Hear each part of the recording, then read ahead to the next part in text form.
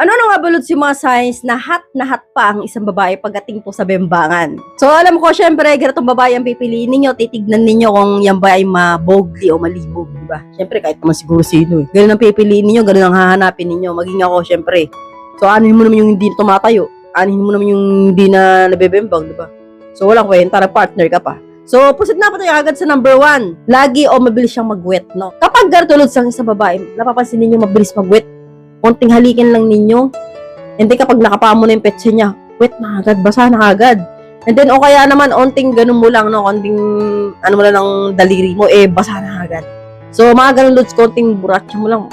Kapag kinapaa mo, basa na agad. So, kayo po mga lalaki lods, ganun din. So, alam ko, kapag po kayo ay matagal nang walang kabembangan, yung imbutido ninyo kung saan naglalaway yan, makikita ninyo yan lods sa inyong short, basa.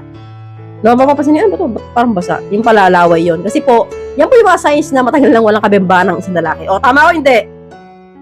Na kusang lumalabas yan, kahit pagka matagal na kayong walang kabembangan. So, kapag puhat pa ang babae, mabilis po talaga mamasa. No? Konting burat siya lang, konting alik-alik lang, basa na agad. So, piliin niyo po yung ganyang babae. No? Mapapansin po ninyo, ang babaeng ganyan, mahilig po yan. So, proceed na po tayo agad sa number 2. Mahilig magsuot ng mga sexy nighties. Ang babaeng mahilig magsuot ng mga nighties sa gabi, no? Lalo na yung mga see-through. Yung talagang parang pang-rape na mga damit, no? Mahilig po yan. Pag po ganyan na napili ninyong babae, no? Hot na hot po yan pagdating po sa bembangan. So, proceed na po tayo agad sa number 3. Mahilig mamburatsa ng kapartner, no? Ibig sabihin ko po dito, Lods, nag-e-effort na buratsahin ng isang lalaki.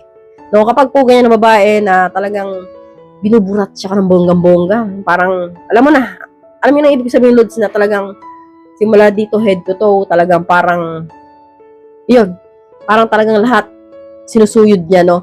Kapag po ganun ng babae, Lods, hot po yan. Bibihira po, Lods, sa babae yung nag-e-effort pagdating po sa bembangan, no? Yung bibihira po yung sa babae yung siya yung nagda-drive, siya yung nambuburatsa. Kadalasan po, Lods, ang babae nakahilata lang po yung nakahiga yung naghihintay.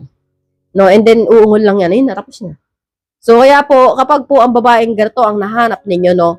Talagang nakikipagsabayan sa'yo, hot po yan.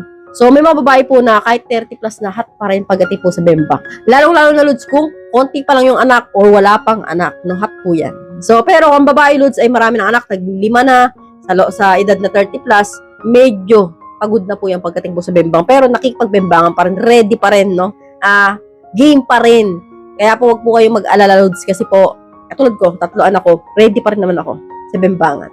So, hindi pa rin ako sumusuko at di pa rin ako maayaw. So, hanggang dito na lang po tayo mga Lods. I hope you learned something new in this video. More videos to come. So, stay connected and see you again to my next video. God bless. Bye-bye!